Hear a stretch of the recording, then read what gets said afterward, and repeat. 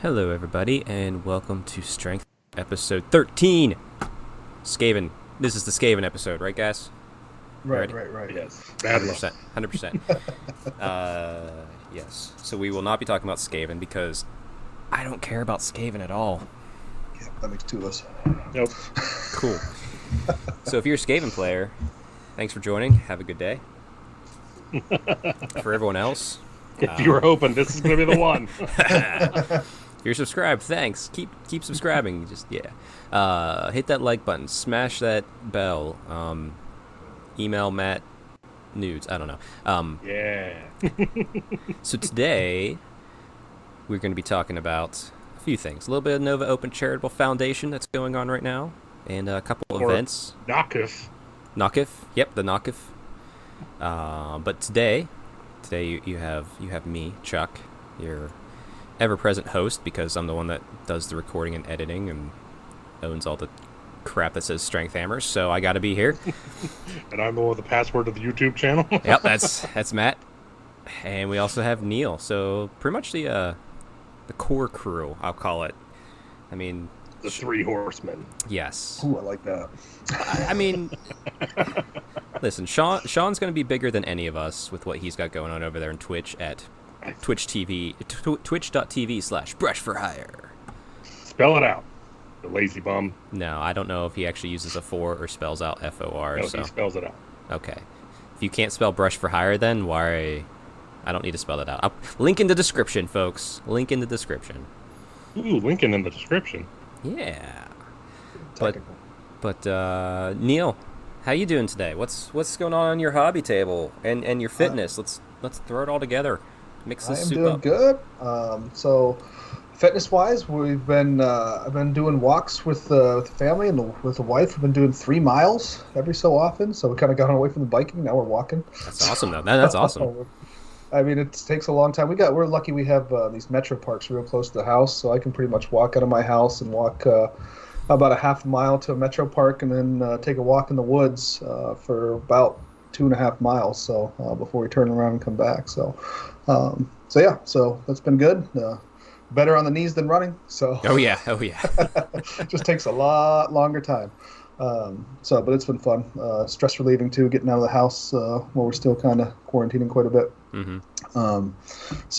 Hobby wise, I've built 3 sets of the Warcry terrain. So the original Warcry terrain. So that was a lot. I felt like I was buried underneath plastic there for a while. Not like Chuck for Nova last year, but it was still significant. No blisters on the hands building it just yet, but then I've been able to prime half of it before I ran out of primer, and so I've just been kind of working on some Nurgle, working on the what's that guy called, the Glotkin, and I'm just painting up terrain real quick, and I've been running some test scenarios for the event that I'm planning to have sometime in the distant future when we're all done with this. So, Yeah. Which will be a topic of conversation later on today. Mm-hmm. So that's what I've been up to. Nice. Matt, how about you? Fitness, hobby, what you got going on? Well, as far as fitness goes, I've still been using my breaks for sit-ups and push-ups whenever I can take a break. But then nothing after work because I've been spending every living moment painting. It's a new change. I've actually been working on Custodes Army for the 9th edition. I built a list whenever I knew 9th edition was coming out because I have a friend that's really big into 40K, and I know he's going to want to get a game in. So, and I know he's going to be the jackass to call me on the 10 points. So I've been working on Custodes, and my list was actually pretty nice. My list from 8th edition to 9th edition, I lost. One guy went from having a sword and shield to just a guardian spear. And there's a big block of elite guys. I'm the Alaris. Pick for lawyer. People that actually know. Pick some random lawyer name and make that. Yeah. Yeah. Just like Yeah, Stormcast. for the defense attorneys. Yeah. I went from 6 guys to 5. Oh, Other that's than easy. that, my list completely survived. Nice, nice. Yeah, Yeah. that's now what you're doing custodies with Gilliman, correct? Yeah, so Okay. my friend hates fighting Gilliman, so I had to come up with a list that had him in it, and I figured what's better to do that than the Custodes, his two Perfect. favorite things. That's wonderful. As for me, let's see, working out still going good. I mean, I'm back at my CrossFit gym 3 times a week. Back to working out 5 to 6 times a week. I actually just did a workout yesterday with Alex. He's been on the show before. He's fit_hammer. He shamelessly stole my branding, in essence. But he took me to his gym, Planet Fitness, which is not the type of gym I go to, yesterday, and we did his 2 hour. It's more of a bodybuilder style workout, and I haven't done one of those in a while. And I woke up today feeling every bit of it.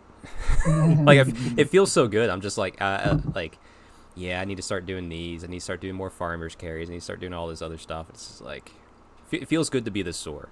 I can say that. But yeah. I have a CrossFit event coming up at the end of this month, the week before the Tirathi Invitational, which is my event I'm having with you guys over, which I'll talk about later. But yeah, I'm excited. This will be my first CrossFit quote-unquote competition.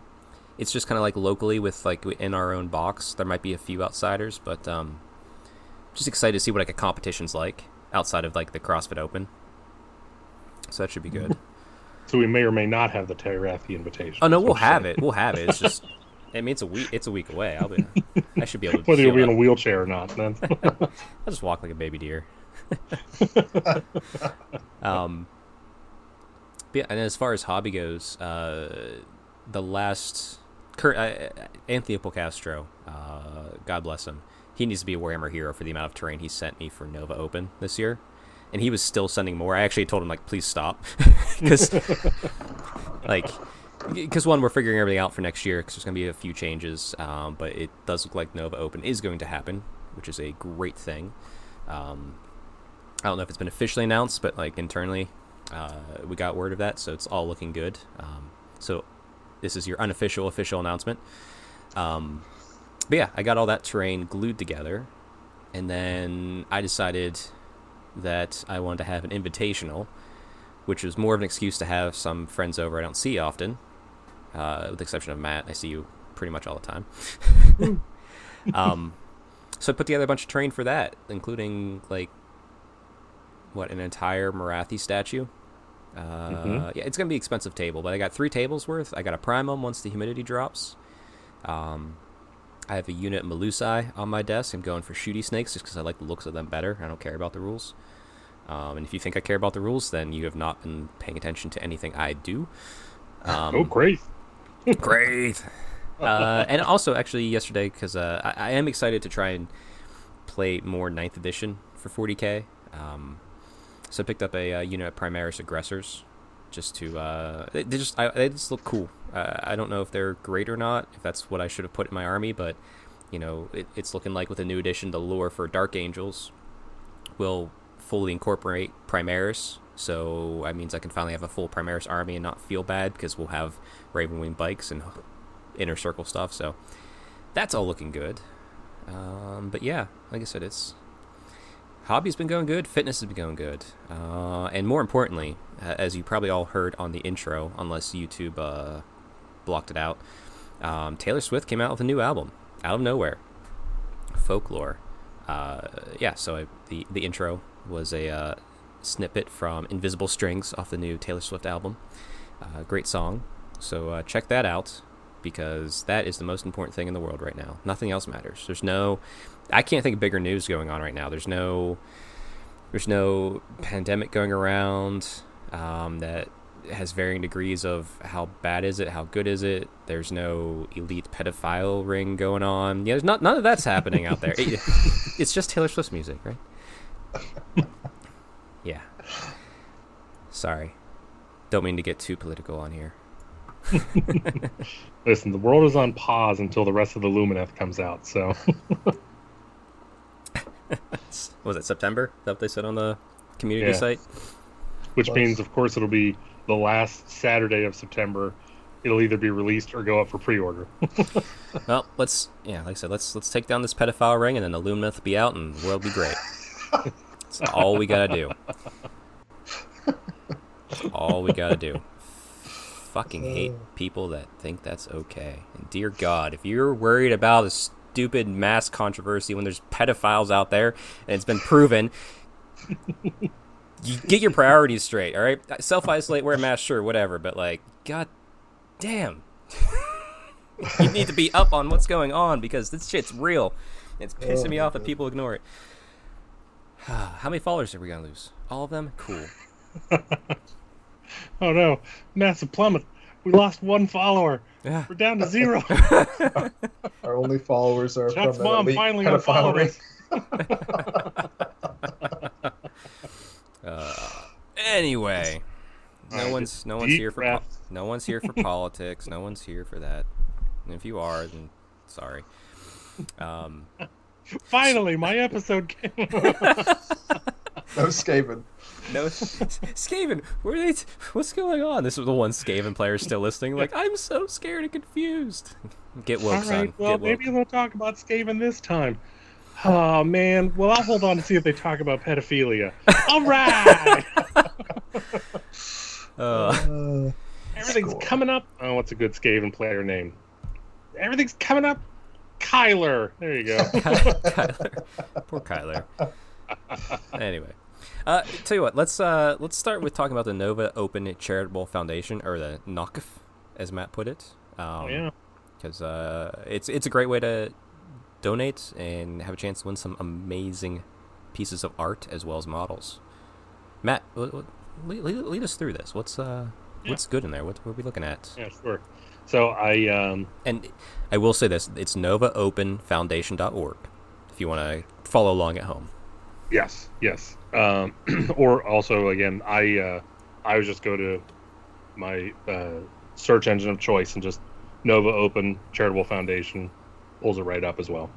So, as always, they have it broken down into 4 categories: Army, Unit, Model, and Other.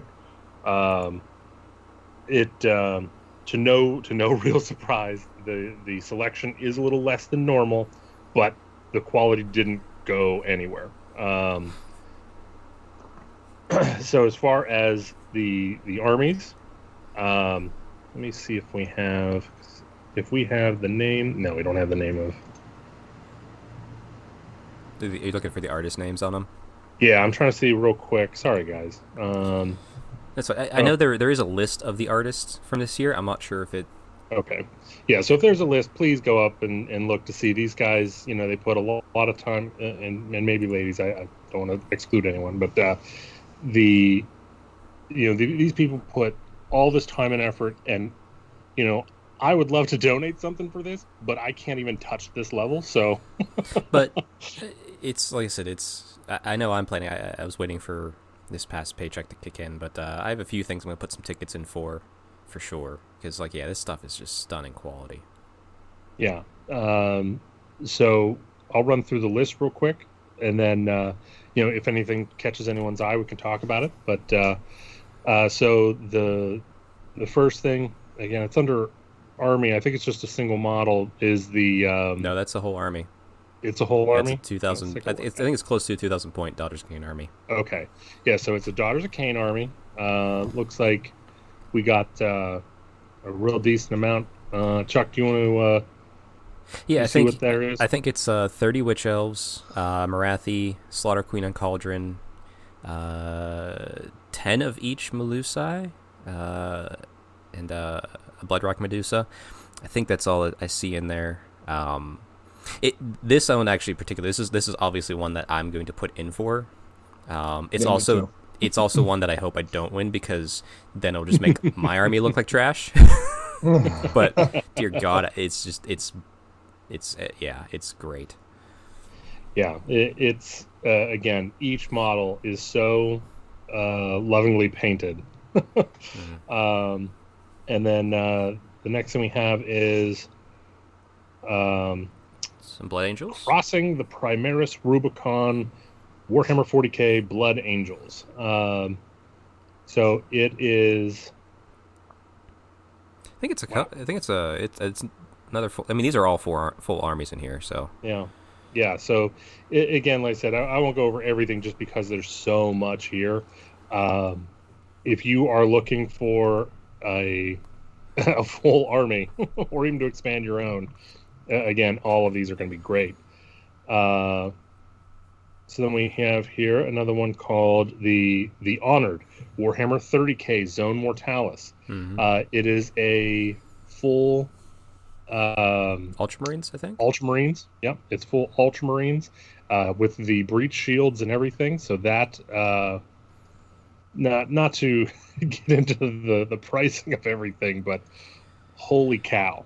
Yeah, this is another one I'm definitely putting in for. Just not for the fact that I had a chance to start doing 30K, but it's just like I just didn't have it in me. But I'll throw a couple bucks and try to win a 30K small force just to have it. You know, jeez. So let's see here. What do we have? So Battle for Shanadad. It's not Warhammer. DGS? No, it's not. I don't know what it is. So this says Free Blades Traz, Traaz versus Sisterhood. It's like a bunch of lizard men and ladies. Yeah. I mean, exceptional paint jobs. I have no idea what game system this is. Yeah, I definitely don't mean to downplay it at all. These models are really good, and if I might have to look into this system to see if there's any conversions I want to do. This looks rife for it for Age of Sigmar stuff. Not to diminish the system in any way. Next we have Shepherds of the Contagion. Or Contagion. Contagion. Jeez, oh man. Warhammer 40K, Kill Team Death Guard. This seems like a large kill team. That's a big kill team. My kill team has 6 models. This looks like a maxed out kill team unit. So, again, it's in the standard Death Guard color, which, there's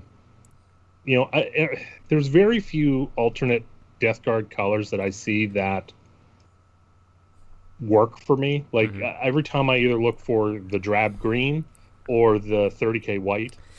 I like the white, if I'm honest. For the Trader Legions, I like the classic colors more than I like their new colors. I don't know why. You like the idea of there being like, these are the same guys. Yeah. All right, so moving right along, we have As Guardians of the Galaxy for Marvel Crisis Protocol. Which, I mean, I have no interest in this game, but I'm seeing it everywhere. People are really taken with this game.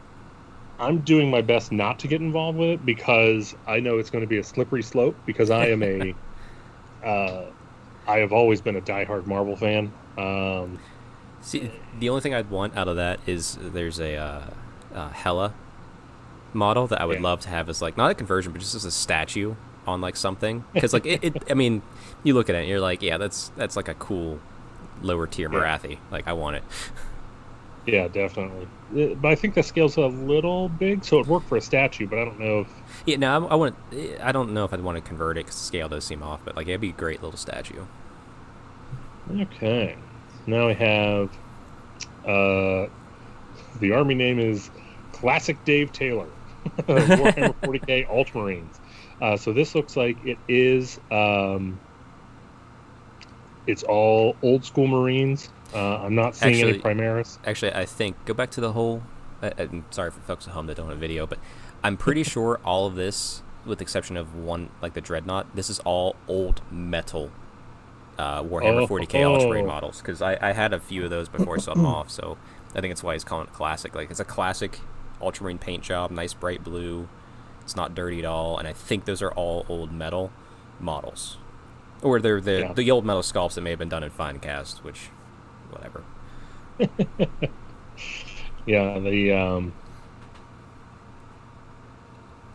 Okay, so he said that as of right now, there's most of the other entries were like narrative stories and whatnot. This is basically a note from Dave Taylor. He states that as of right now, everything's on 25 mils. Before he sends it over, everything will be upgraded to the 32 mil base, so it is going to be playable and legal. Oh, nice. That's cool. And then finally, Aeronautica Aeronautica Imperialis. Yep, and this is basically the box set. It's the Imperial and the Tal ships. Yeah, this is the most recent box set. The first one Right. was Imperial and Orcs. Right. I'll tell you what. This I feel like That's better than I could paint like the full size version. Looking at these pictures. the Aeronautica is such a hit or miss game, because like I know in my local Warhammer store, it's not played at all. Mm-hmm. Now again, since everything's been going on in the world, not or the big store that we have nearby can't have anyone in. But I know I've been there before, and I've seen a lot of other ship combat games. So I expect whenever we can get back into the world to see this going on there. Yeah, I hear nothing but good things about it myself. I'm still kind of burned out because of I played X-Wing, so like a ship-based game. I'm sure the rules are different and it sounds fun, but I'm just like I just don't. I'd rather just collect 40K or Age of Sigmar right now. You know what I mean? think you just got a little too deep. I Yeah, I mean, yeah, I was competing. I won Sword Championship. I was going to regionals, and then I was just like, I was like, I'm done. I'm gonna just can't keep up with this game. Okay, so here we move over to, where are we? We are in models. So these are the individual models.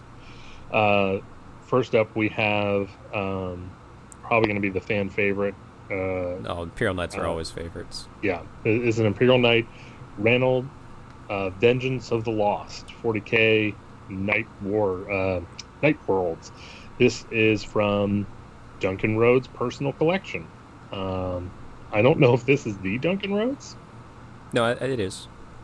Okay, Sure. wow. Yeah, because that's the color scheme he always paints. He always does yeah. that same house. This is done up in what it looks like to be like kind of the what you see in the book for the Dark Angel Inner Circle Terminator armor. That Cream white. Yeah. And he has the Forge World, like the pilots and stuff too to go along with it. Yeah. This is yep. I'll put in a ticket for that. Oh yeah, that's nice. So nice. And then let's see here. Looks like we've got a lot of Underworld this year, which is great. So first we have Thundrix Profiteers. It's a scheme that is mostly metallics, a lot of golds. I think this Neil, will this match your color scheme a little bit on your KO? A little bit. Like it'd be a little bit off, but it'd be Close enough. Yeah, close enough. You know, it's a kind of a mercenary warband anyway, so True. it doesn't have to Yeah. match exactly. true. Well, I haven't painted mine yet, so this might be a good way to get me out of having to paint more KO. Okay. We have here. Oh, we have a Malifaux warband here, or whatever they're called. Lady Justice and her Death Marshals. The Justice Guild. Again, we even have some lighting effects here going on. Or not lighting effects. OSL. Sorry. OSL. Wow. Incredibly smooth blending. Yeah. Yeah, these, if you're into Malifaux or want to get into Malifaux, $6 gets you a ticket. I think you need $10 minimum, so you might as well buy two. Yep. Next, we have another Underworlds warband, Ripa's Snarlfangs. These, again, these are such great sculpts that it's almost hard to not do a good paint job on these. But the skin tone on these goblins or grots are Yeah, just the contrast on the wolves is amazing. yeah. Especially on that gray one. Yeah, these were very lovingly painted. So, here we go. X-Wing. We got some X-Wing. We got some bright ass orange X-Wing, the Alphabet Squadron. Actually, see, I like it because I didn't fully repaint my X-Wing when I played, but I painted squadron markings on them. So I love when people do this level on X-Wing because they're still Star Wars ships, so they're still super cool. Yeah, Yeah, again, like I said, I mean the level of detail that these people get on these is just ridiculous. Okay, we got another Underworlds coming up here. We got Zarbag's Gits. This is actually one of the ones that I did paint. I had a lot of fun with it. It was, of course, I painted it before Contrast came out, so. So but you put in the work. Yeah, I earned mine. And just as it messes the world, that was a joke. I love Contrast. I use it all the time, so probably too much. Oh, and actually, so the guy drinking the potion, which this guy... Is he drinking a rainbow potion? Yes, he's drinking a rainbow potion. For mine, I decided I recently had at that time bought a chrome paint, a reflective chrome, so I decided to use it there, and it worked. Witness me. And I was like, yeah, that would definitely make you go crazy just drinking some chrome. But yeah, this rainbow is, I don't know how he got that fine detail in there. That's awesome. Okay.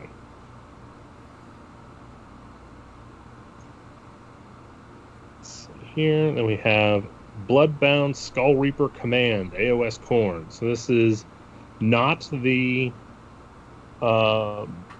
not an Underworlds thing. Although you could sub these in just fine for that, yeah, really. Yeah, they could be a substitute, but they're not the official models.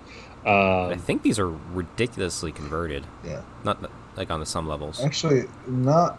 Are they? Not too much, actually, Okay. looking at these guys. Maybe the... Wow. No, yeah, it's just incredibly painted. I mean, incredibly painted. Wow. Okay. Yeah, yeah, mm-hmm. Yeah, see, that's all part of the bits that come with it. Really, the scorpion tail? Yeah, uh-huh. Wow. That's what goes on the champion. We were looking at a model with a scorpion tail. Yeah. For the viewers at home. You don't see these guys on the table enough, that's for sure. No, I don't recognize them at They're all. But amazing models, yeah. Yeah. This it's one of the show offs that know how to paint faces. Yeah. and scarring and blood. All right, so here we Might have put a ticket in for those guys. a Necromunda army. Dinner is on you. The Corpse Grinder Cult. Looks like a very good. Just a quick side thing. I don't buy into all the specialist games. I have quite a few from Games Workshop Specialist. Necromunda is one that I want to get into, and I just keep forcing myself from getting into it because it's like I'm just worried. Yeah, I was going to get into it whenever, but I was holding out for the Arbiters. But instead of Arbiters, they decided to go with something else, which I get it. It was very RoboCop and Judge Dredd. Yeah, touched on a couple IPs, so they had to do something. But still kind of a disappointment. I was really looking to see what they would do. I was kind of see them like taking that as a jumping off point, and they went with just a completely different route. So, all right. One day, Matt, me and you will probably have too much to drink, and we'll start playing. But till then, yeah. Let's see here. So this is a model, or is it a set? I think it's just... Oh, it is a set. Okay, no. It is a set for Raging Heroes, Day of the Dead Edition, Daughters of the Crucible. Mm-hmm. It is phenomenal detail. Wow. Yeah. I mean, it's rough. It's almost demoralizing when you see someone able to make expressive eyes on a model. I don't get into models outside the GW range too much, but these Raging Hero models that I've seen on the internet and everything, especially the ones that are almost like Dark Elf type miniatures, they're just incredible. I mean, they're really, really nice. I get so many people that come to me and they look at my armies and are just like, have you seen Raging Heroes? I'm like, I resist Raging Heroes with the full force of my might to not just buy it all, because they have stuff that's great for Daughters of Cain, Slanesh. It's like I want it too. I'm also just trying to keep all GW, but like, man, their sculpts are great if you want that, like that Daughters of Cain, Slanesh feel. Okay, so we're moving over to the models. There's a boatload of models, so we won't go over everything here. I'll pick out like the AOS ones here. So we have Eidolon, Yep. and it looks like which I always think is the right choice for, for a charity event. But the color scheme is very much on brand with kind of what you'd expect to see from the Army. Of course, the only problem is that base is going to put everyone else going to raise that bar. I know it's like if I have that model already, but if I had won that and I have a water-based base, but it's not like that. It's like, do I try to change mine or do I just ruin his?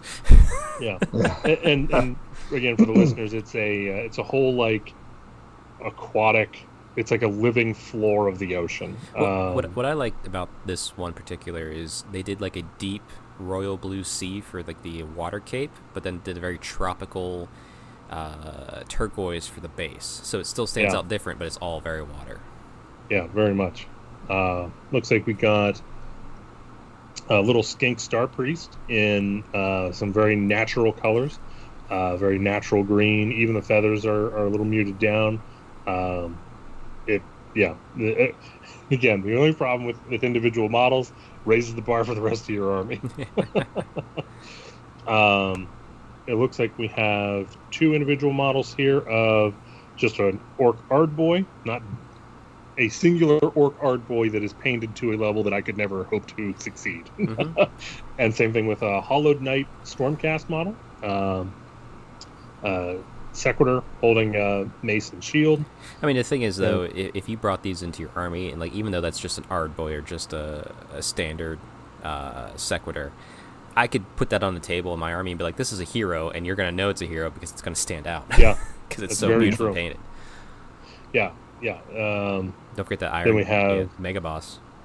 Yeah, we have looks like a very well converted Mega Boss. Looks like he has some battle damage, but he lost his nose. He has the standard behind him, like on his back. Put in the yellow. Mm-hmm. Looks terrific. Let's see what else AOS wise. Actually, real quick, I'll give a shout out that 30th anniversary Space Marine is painted like the Imperial Fist. Vince Venturella did that one. And okay.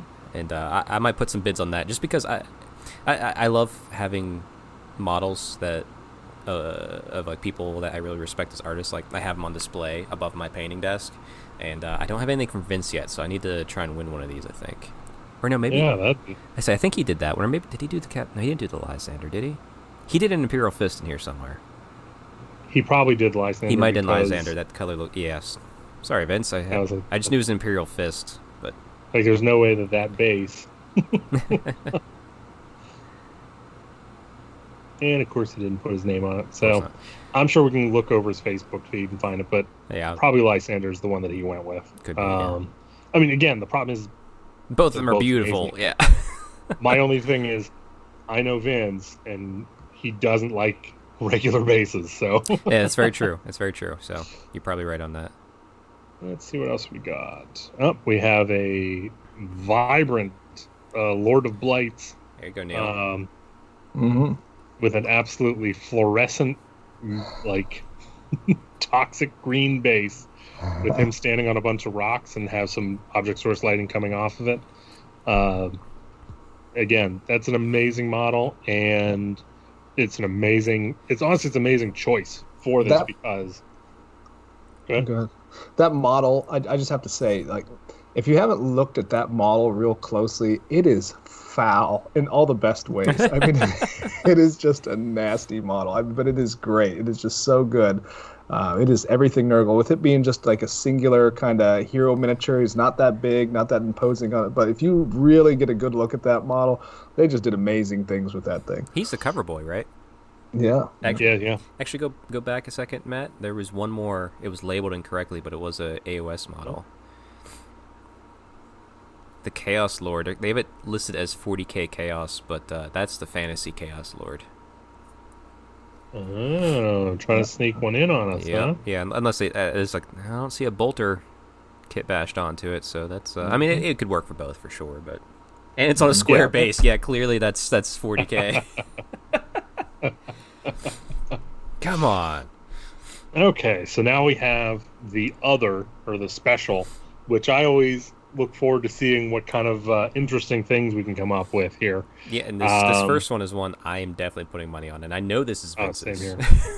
Yeah, so it's called A Year of Wasted Paint. It is essentially the paper towels Vince used for an entire year while doing all his different paintings. He put it in a mural style modern art.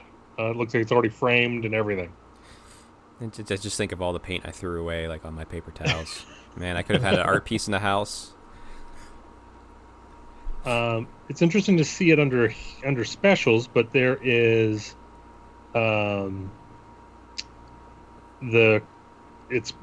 Teenage Mutant Ninja Turtles, all four of them painted up in the comic book style. So they have they're all like black and white grayscale, and then their bandanas are all actually painted red. Red, yeah.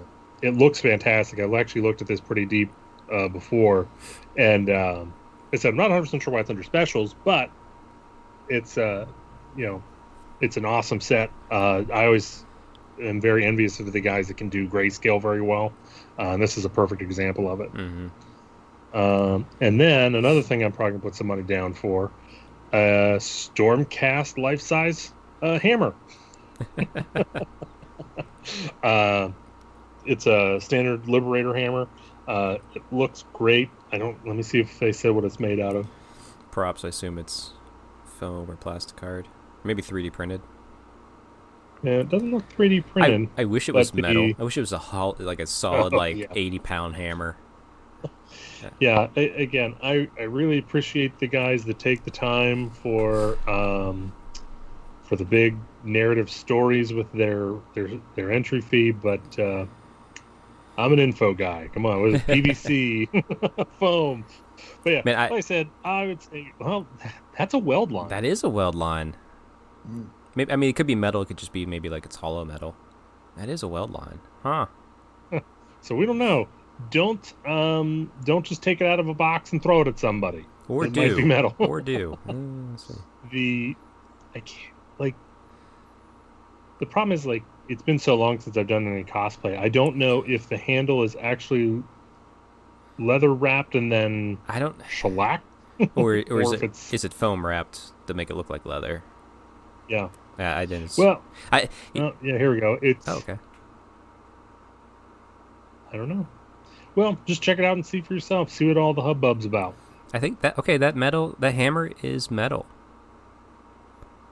Yeah, the hammer head at least is metal. Yeah, nice. That's pretty cool. Man, I would love, and like I'm like with you, Matt. Like I used to cosplay, and I could do it, but it might take a lot of work, and I'd screw stuff up. But I'd love to have like heart render on the wall, like Marathi's weapon, just like in my basement, like a couple Stormcast hammers, maybe Gal Maraz. And last but not least, the starter team and book for Gaslands.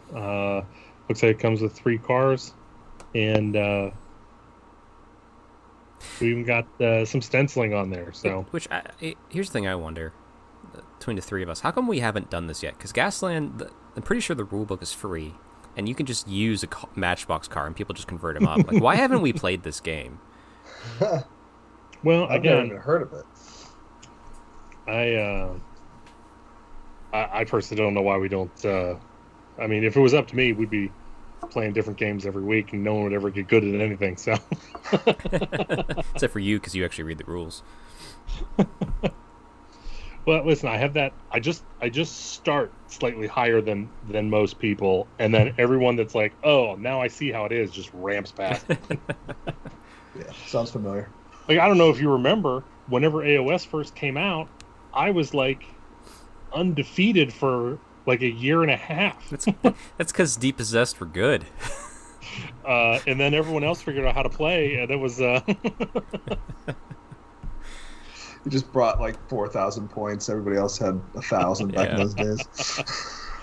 We always used the South Coast GT points. Yeah, they were pretty nice. They whenever we're going from South Coast to the General's Handbook had a very different idea on how the dwarves performed. Yep. But anyway, that was the run through of the Nova Open Charitable Foundation stuff going on right now. So if you go to the website, link in the description, you can put some bids down and know your money is going to some good charities, and maybe win some awesome, amazingly painted models. They did. Nova just put out a newsletter just yesterday through email. So they did talk about. They released that it's coming back next year. Okay, they did officially announce it. So Okay, they did officially announce it there, and so then there's links to all that stuff in the newsletter too. If you are one that signed up for that, and it's just kind of floating around in your email, you can access it from there too. nice. Yeah, I completely missed that email. Cool. Well, I mean, next on our docket is something wonderful from the mind of Neil. This has been your brainchild that you keep running with, and then like people like me and Matt keep going like, hey, how about not this far on some things. which is needed, which is like the most needed thing ever. Version 0.1. Oh yeah, you would lose everything turn 1, and you'd have to do bum fights out in the back. Yeah, bum fights. That's right. But no, pretty much. Everyone locally over here in the Ligonier Club is super excited for this. I think you're going to get more attendance than you're planning for, like for a quick sign up. Well, we can fit a lot. You know, the nice thing. So this whole system is called Battle Across the Realms: Triumph, Treachery, and the 8 Points is what it's titled, and it's essentially Triumph and Treachery. So you're doing a 4-player free for all type setting. Of course, you can talk to the other players, you can ally, you can backstab, you can do all that kind of fun stuff with it. But you can put 4 players to a table. So, I mean, if you have 15, 16 tables, that's a lot of players. That's true. We have the room. You know, and it kind of makes it nice from an event planning standpoint where I've already got these tables. I've got the terrain. I've actually got more terrain than what I need at this point. And I could have way more people than I've ever had at a match play tournament showing up for this. The only question is how hot it's going to get if you have that much beef in one room, right? So. That's true. That's true. But yeah, I mean, I hope so. I hope that happens. What it is so in a lot of narrative type events, you know, you're given a kind of a story, like an overarching story, and that's what you play through. And so this, I wanted to kind of get like a bird's eye view of the story. So this is what I mean to be is kind of the story of the Mortal Realms. So there's going to be multiple Mortal Realms tables that you can kind of journey through from game to game. There'll be 4 total games, but you can kind of jump across the realms. And what you're really trying to do is role play your army. So you design your own goals for how you want to win the event, which I'm going to have. Dave and I talked about this yesterday. We're going to have a ton of examples. So right now I've got 3 examples. We're going to have a ton of examples of what kind of goals we're kind of looking for and kind of stuff like that. But you can really take it any way you want and just really kind of make the event your own, because what I want you to kind of feel as you're moving from game to game to game is that you're building up your story of what your army's trying to accomplish as you go from game to game to game, and as you suffer defeats, as you victories, and these victories are all yours.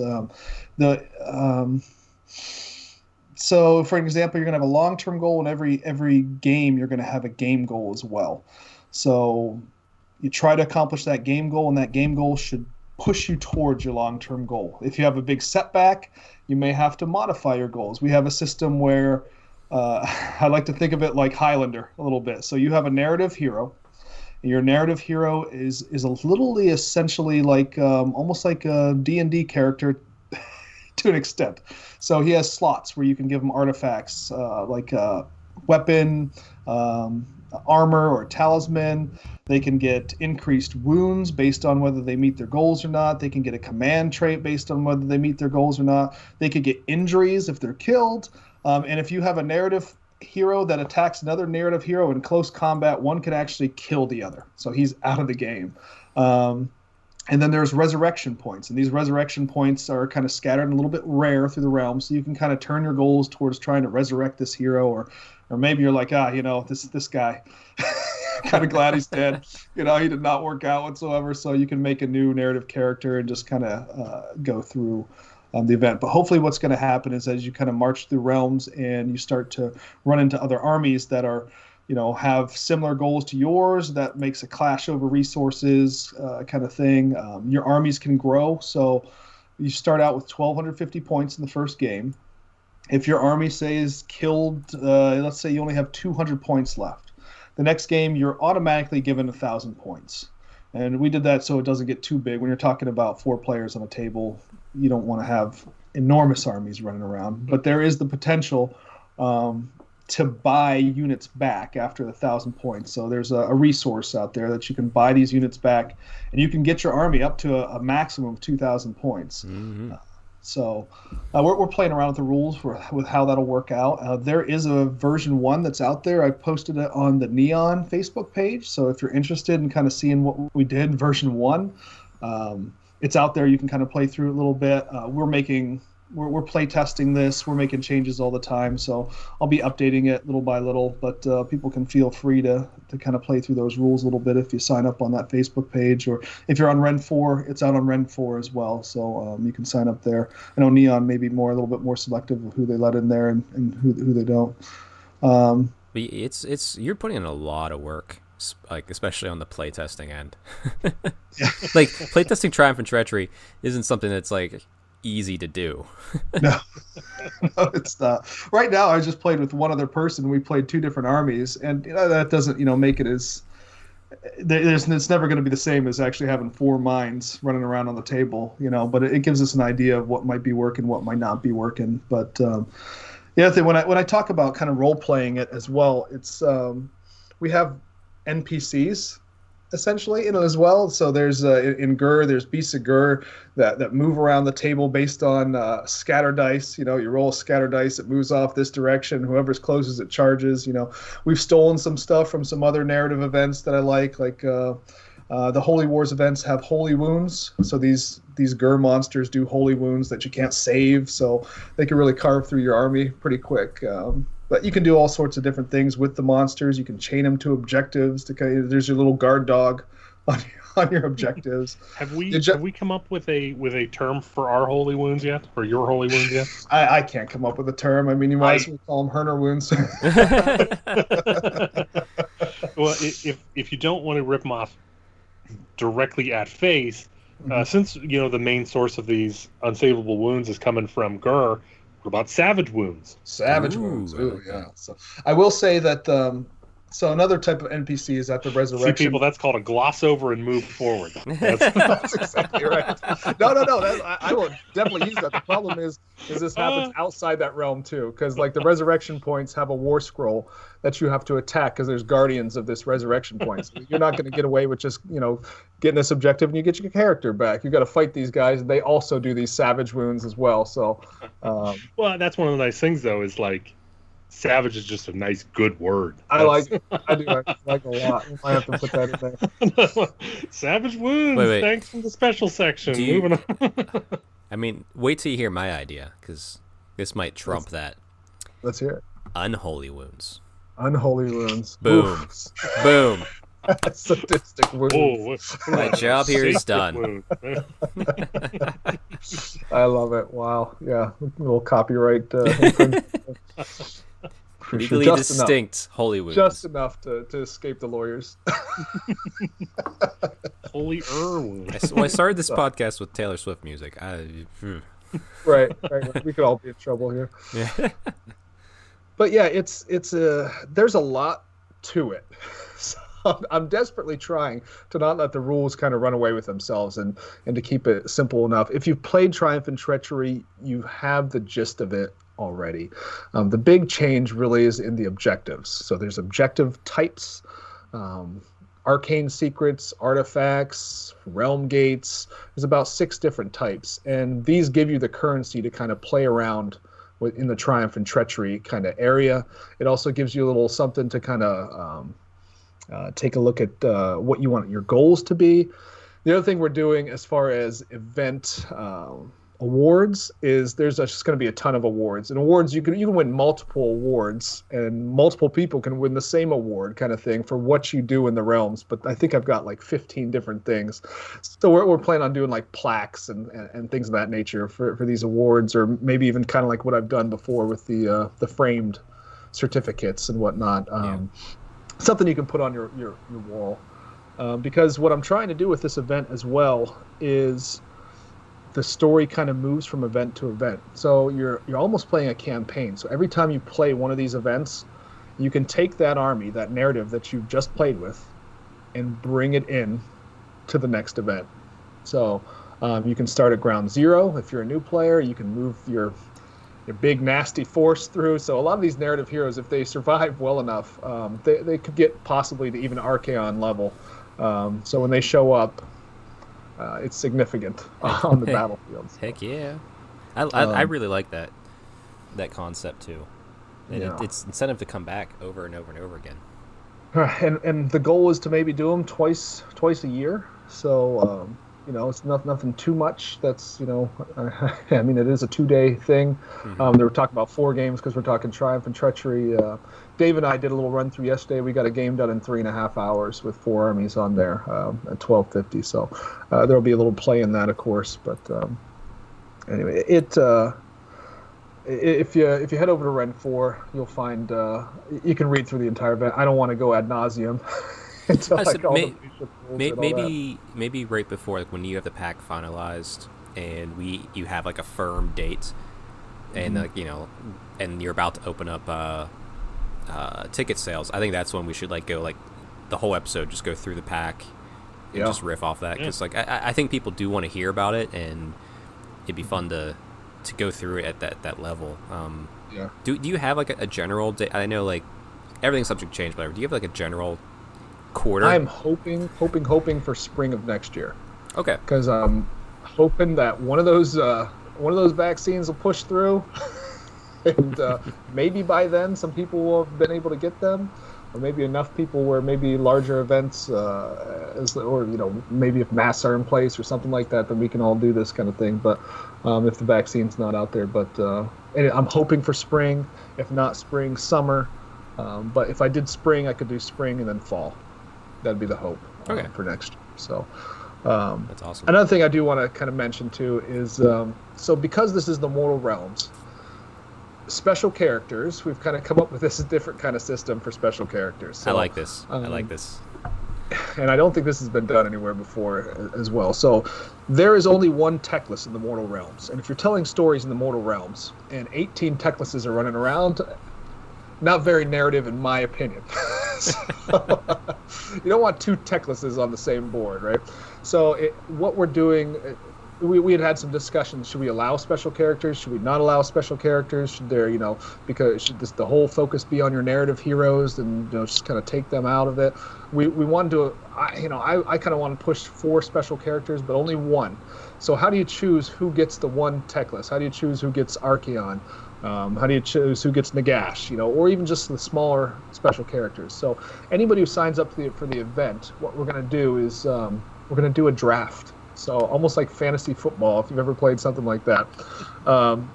So you'll be assigned, whoever signs up will be assigned a draft slot. We'll do something online, like whether it's Skype or whether it's whatever. We'll figure out something. We'll get everybody on, and basically we'll just kind of go through the draft order. And when it gets to you, if the character you want hasn't been taken, you can take him. Even if it's a character you don't necessarily know how much you're going to play, but you want to take him anyway because he's in your army, you can take him and throw him onto your roster, and just basically you reserve that character to add him at any moment. So I see that's where it gets fun, because I'm thinking I don't know if I want to run Marathi, but I don't want to face a Marathi. Right. So if I take Marathi and keep her on the sidelines just in case, but never actually use her, that could benefit me. Now, what'll happen though is at the end of the event, if your hero isn't part of your final list, so you're you never played her, she just sat on your roster the entire time, she goes back into the pool for the next event. So you lose her. She comes off your you no longer own her at that point. Or so sticking with this whole kind of character death thing. If narrative or if unique characters are killed in the game, you lose the ability to add them into your army, unless you go to that resurrection point, you resurrect that unique special character. If they have not been resurrected, then they go back in the pool for next time, and they are now out there and available to be selected in the next draft for the next event. So Now, Definitely are you multiple named heroes. You could have multiple named Oh, heroes wow. on your roster. So, like, let's look at Korn. Like, Korn's got or even Nurgle. Nurgle's got what, like, Yeah, 17? 6, 7, Like, yeah. So you could, as you're kind of going through the draft order, you can pick guys up, and we'll go until people are like, "That's good. I've got who I want. I'm out."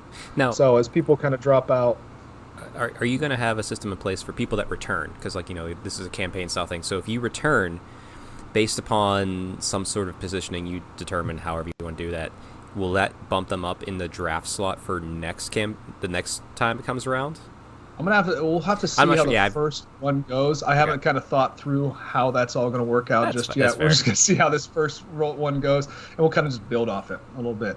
Okay. And what I kind of see happening is as people play through it and they get comfortable with it, we're going to have different versions of the game coming out. We might add some rules here and there.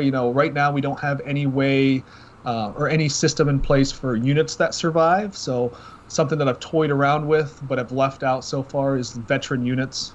So that's something that's out there to be thought about, kind of adding in, and little bonuses to get your units that survive well, some additional bonuses, things like that.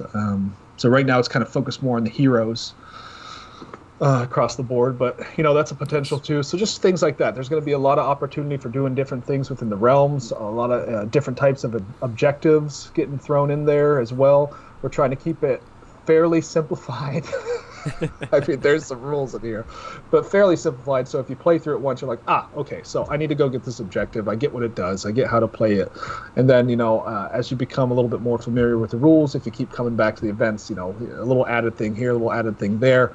But we'll try not to complicate it too much for new players either. But the thing that I really, really like about this is just the table itself, the players on the table, right? You've got that camaraderie of like a teams type event because you've got multiple players on the same table. It's just a little bit more lighthearted than your match play kind of event, where people are there hopefully just to have a good time and tell stories with their army, build alliances, just do some crazy stuff with it. So we're using match play rules for like army selection, but that's the extent of it, really. And hopefully people really buy into their goals and to playing the army through their story rather than I want to build my character to the most efficient, and you can do that if that's your bag. You can do that. It's within the rules. That might be your goal. Who knows? But I think the 4-player, the Triumph and Treachery kind of style really lends itself to kind of more of a fun event. Just speaking on match play events for a second, one of the things I saw with my last Ren 4 event that I've always kind of tried to push a little bit of narrative and everything too, but they've been very match play focused. They've been kind of getting a little bit more competitive as we've been going on too. And sometimes I see players that I know are just like the best people to play against. They're doing well in the tournament, and I just see them getting real stressed out towards the last couple of games. They got the serious face on, and that's fine. That's well and good. But man, I feel bad. Like, I want you just to be having fun the entire time. I want you to not be stressed out at these kind of things. So that's why I'm kind of making personally my shift for Ren 4 is going to be to these more narrative events, and some of the Columbus guys are going to be taking over the more hardcore match play side of things as well. The Columbus guys are great. I've been wanting to send that down that way just to give me an opportunity to go down and play somewhere else as well. That's still kind of local area, and I think others might be a little bit better at figuring out the match play side, because I do have there's always this narrative piece of me that wants to push through. I can understand that. Narrative is like where my mind will always default to, so I understand that completely, and I'm happy that the narrative is closer to my area now.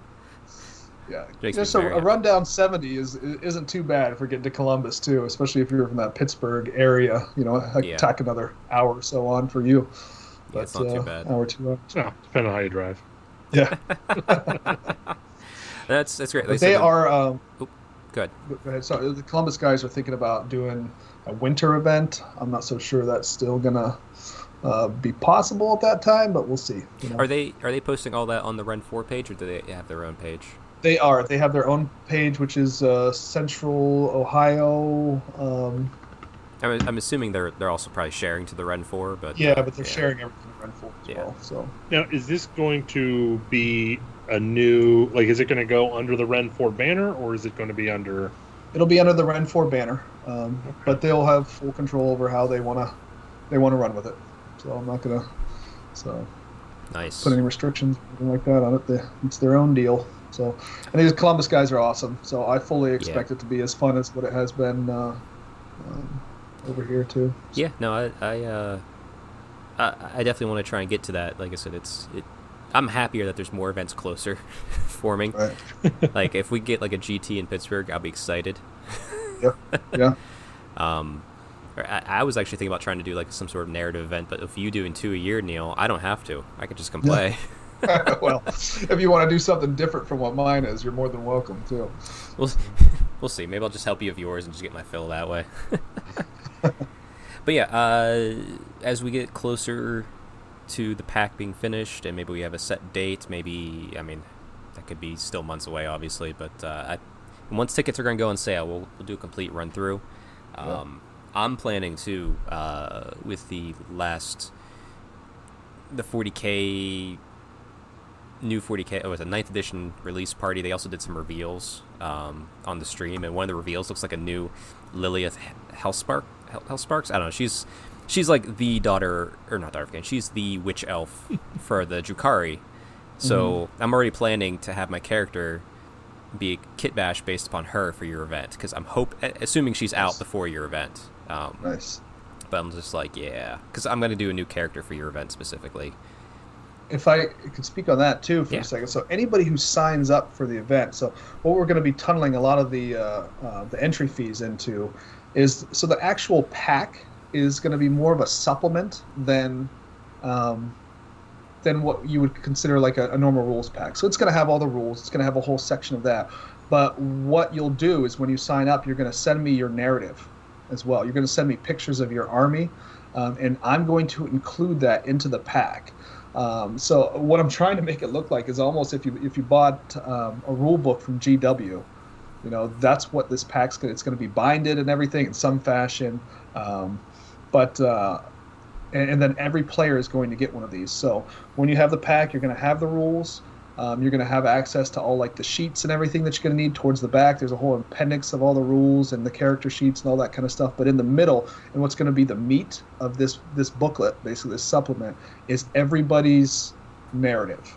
So basically fan fiction, fan narratives, and that will grow event to event. So hopefully what happens is people come to the first event, they have their narrative in this book. The next event, we do another supplement. So you'll have, these books that will kind of be lining your shelves, and you'll see your narrative can change as you go from event to event to event. So everybody's narrative will change. So if you want to wonder, I wonder what Chuck's army did in this last event. And you go to the next one, you open up the book, and now you see where his narrative is going for this next event. So actually, I want to keep talking about your event and maybe like dive more into like maybe me and Matt's plans for our armies for it, just because we're running kind of low on time. So I'm going to save the chat about the Terathi Invitational till the next episode, which may be later this month or maybe after the event actually happens, where we'll run through and talk about what happened. That might be a better idea.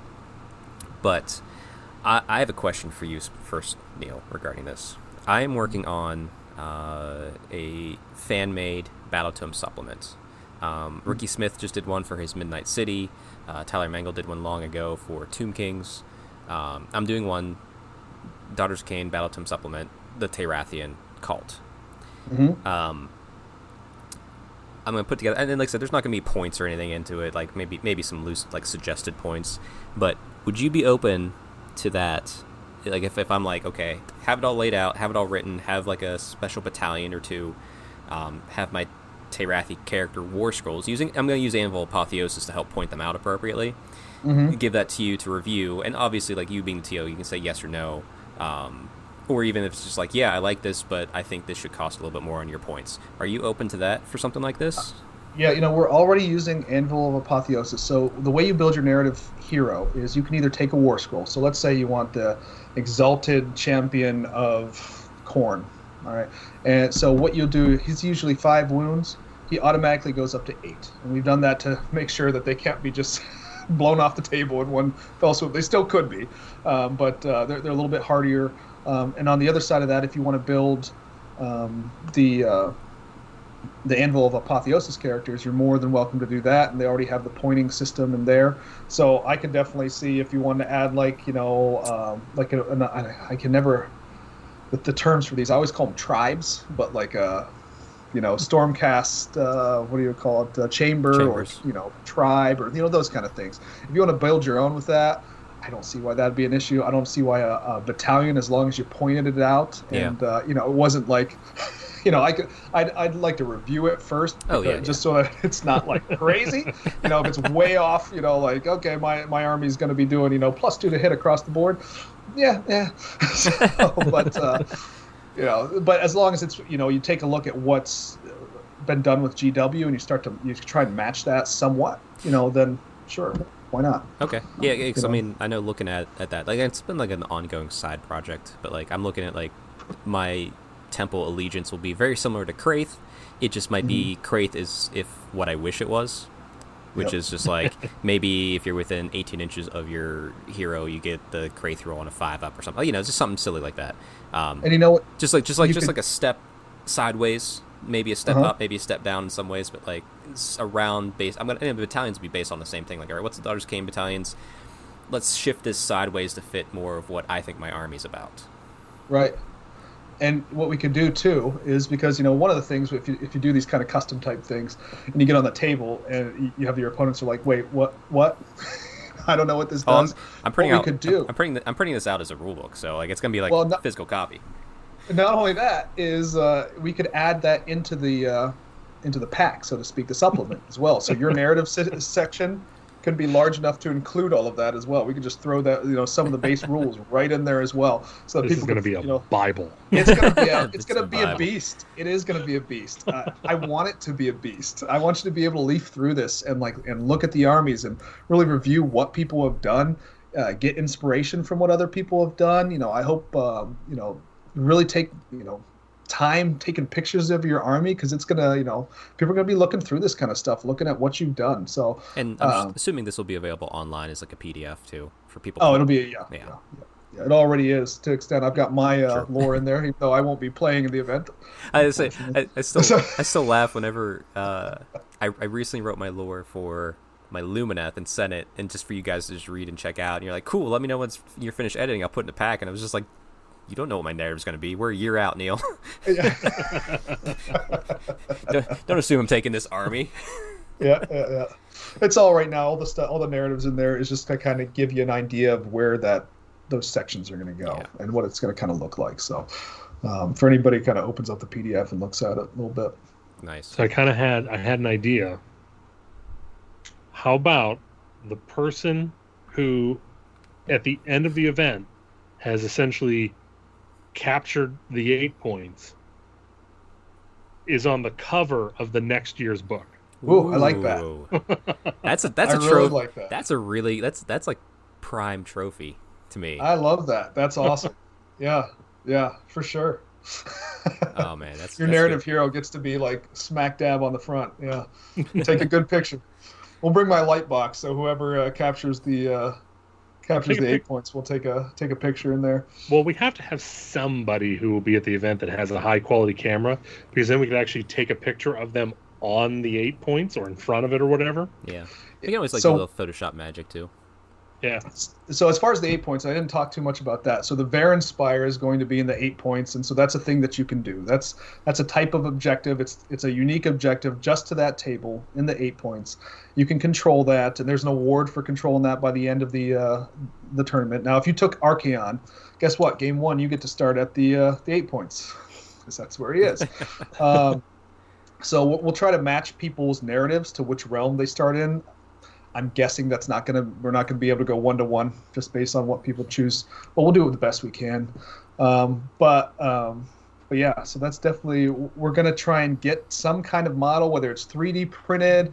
I'm open to suggestions. If there's anybody out there really good at 3D printing, I need a big old tower to model the Baron Spire. It needs to be imposing. It needs to be like, oh, this is the Baron Spire. I say you should definitely reach out to Anthony Polcastro, because some of these Nova Terrain pieces are huge. I'm sure he has an STL, and you could,